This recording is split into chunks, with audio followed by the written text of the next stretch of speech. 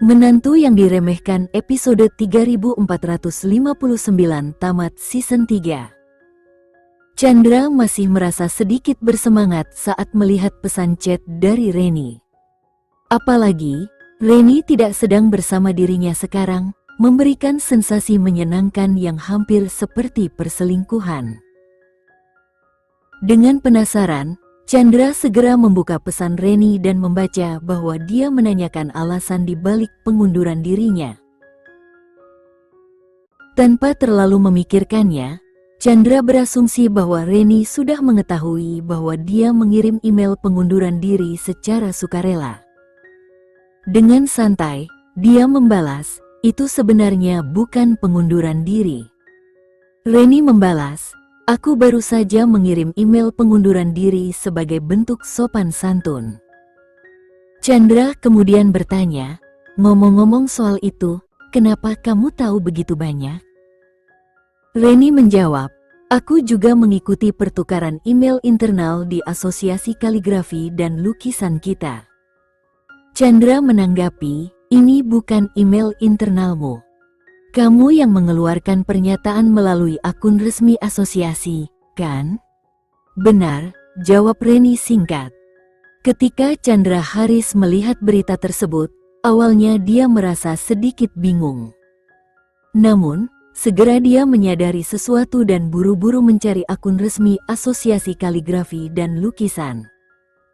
Setelah menyaring puluhan notifikasi spam, akhirnya dia menemukan postingan dari Asosiasi Lukisan dan Kaligrafi dengan judul, "Petunjuk pengangkatan dan pemberhentian Wakil Presdir Eksekutif Asosiasi Seni Lukis dan Kaligrafi." Chandra duduk termenung, pikirannya penuh dengan kekhawatiran yang berkecamuk. "Jadi ini akhirnya, aku benar-benar dikeluarkan dari jabatan Wakil Presdir Eksekutif," gumamnya dalam hati. Tapi, ya sudahlah, mungkin ini sudah takdirku. Tidak ada gunanya berharap lebih jauh. Tangannya dengan cepat membuka notifikasi yang muncul di ponsel. Namun, begitu dia membaca isi pesan itu, wajahnya berubah drastis. Mata Chandra membelalak seakan tak percaya dengan apa yang baru saja dilihatnya. Napasnya tercekat, dan dengan marah dia bergumam, "Paul, kau benar-benar telah menipuku." Teriakan Chandra mengundang perhatian dari orang-orang di sekitarnya. Beberapa penumpang mulai meliriknya dengan tatapan heran, namun dia tak peduli. Dia langsung menekan tombol untuk menelepon Presdir Paul, pria yang kini dia anggap sebagai pengkhianat terbesar. Di tempat lain, Paul duduk santai bersama istrinya di ruang tamu rumah mereka. Mereka berdua tengah menikmati waktu senggang, sambil memperhatikan ponsel masing-masing. Paul sudah menduga bahwa Chandra akan segera menelepon, dan dia sudah menyiapkan jawaban untuk menjelaskan situasi ini. Baginya, menghindari Chandra sama saja dengan mengakui bahwa dia bersalah, dan itu bisa menimbulkan lebih banyak masalah di masa depan. Ketika telepon berdering, Paul menghela napas dan menjawab panggilan itu dengan nada bersalah. "Chandra, aku minta maaf, tapi sejujurnya aku tak bisa membantumu kali ini." Suara Chandra langsung meluap dengan kemarahan. "Apa? Kau memintaku mengirim surat pengunduran diri, lalu sekarang kau benar-benar memecatku begitu saja? Apa-apaan ini, Paul? Kau menjebakku. Aku sudah menganggapmu sebagai saudara, dan begini caramu membalasnya?" Paul mencoba menenangkan Chandra. "Chandra, dengar dulu penjelasanku. Ini bukan keputusan yang mudah. Aku sudah berusaha membela posisimu pagi ini. Aku bahkan mengumpulkan semua wakil presdir untuk membahas masalah ini. Tapi, mereka semua sepakat bahwa dampak dari tindakanmu terlalu besar terhadap reputasi asosiasi. Mereka memaksa aku untuk mengambil tindakan tegas." Paul melanjutkan, "Semua orang memberikan suara, dan sayangnya, hanya aku yang membela posisimu. Mereka semua memilih agar kau pergi. Aku benar-benar tidak punya pilihan lain. Chandra yang mendengar itu semakin tak terkendali. Kau janji padaku kemarin bahwa setidaknya aku akan mendapatkan posisi direktur. Tapi sekarang apa? Kau bahkan tidak memberiku salam perpisahan. Kau langsung menendangku keluar begitu saja. Dengan suara yang mulai bergetar, Chandra melanjutkan, Paul, kau tidak tahu betapa kerasnya aku bekerja untuk bergabung dengan asosiasi kaligrafi dan lukisan ini.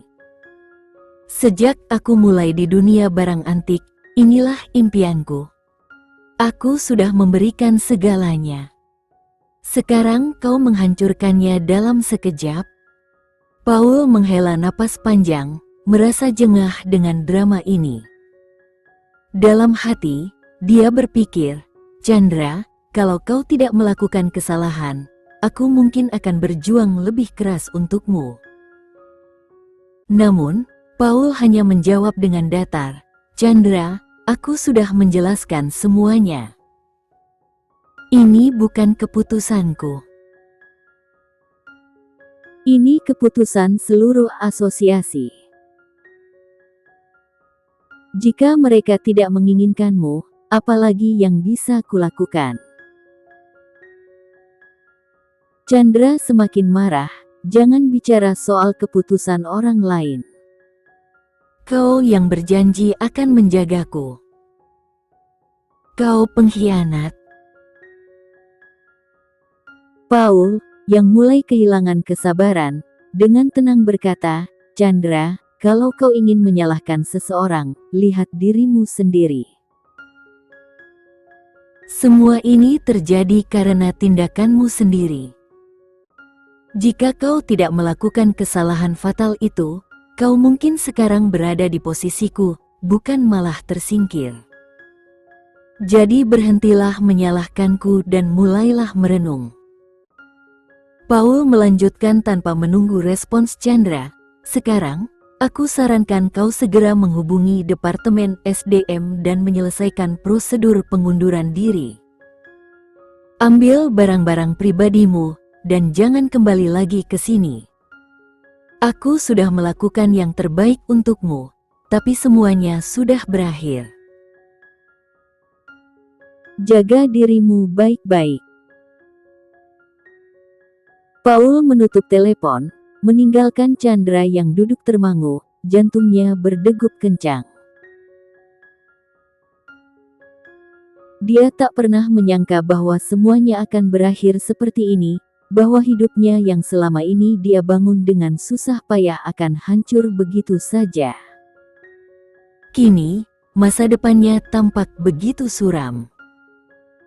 Chandra turun dari pesawat dengan hati yang hancur. Air mata mengalir deras di wajahnya. Dia tak henti-hentinya menangis seperti anak kecil. Taksi yang ditumpanginya menuju hotel terasa seperti perjalanan tanpa akhir, penuh dengan beban kekecewaan yang semakin berat. Di hotel mewah tempat istrinya, Rika, menginap, suasana damai berubah ketika Chandra tiba sambil terisak. Ketika dia memasuki kamar, menggesekkan kartu aksesnya, Rika yang sedang bersantai di atas kasur tak bisa berkata-kata melihat suaminya menangis begitu histeris. Rika, yang awalnya terkejut, segera bangkit dari kasur, lalu menatap suaminya dengan penuh rasa heran. Namun, Chandra, yang melihat sosok istrinya, merasa menemukan pelarian psikologis. Dengan cepat, dia melemparkan diri ke pelukan Rika sambil meratap. Sayang, Paul benar-benar menipuku. Aku sudah kehilangan segalanya. Aku tidak punya apa-apa lagi sekarang.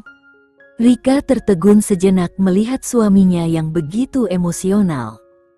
Perlahan, dia menepuk punggung Chandra untuk mencoba menenangkannya. Sudahlah, suamiku, tidak usah dipikirkan. Ini hanya urusan asosiasi kaligrafi dan lukisan, kan? Kita tidak perlu memusingkan hal itu lagi. Tidak usah sedih, itu bukan segalanya. Namun, Chandra masih terus menangis. Tapi, aku sangat menyukainya. Aku ingin tetap menjadi bagian dari asosiasi itu. Rika mulai kesal dengan tangisan suaminya yang tak kunjung berhenti. Tangannya yang awalnya lembut menepuk punggung Chandra kini berubah mencubit pinggangnya tanpa ampun. Aduh! Jerit Chandra, kesakitan. Dia menoleh dengan marah sambil bertanya, "Kenapa kamu mencubitku?" Rika mendengus dan menjawab dingin, "Aku ini sedang menghiburmu, tapi kau malah merajuk terus. Kalau begini caranya, silakan menangis sendiri." Chandra merasa lebih tersakiti, baik secara fisik maupun emosional. "Kenapa kamu tidak bisa menghiburku lebih baik? Apa tidak bisakah kamu bersikap sedikit lebih pengertian?" Rika melambaikan tangannya dengan malas. "Sudah cukup. Aku tak mau lagi. Menangislah sepuasmu."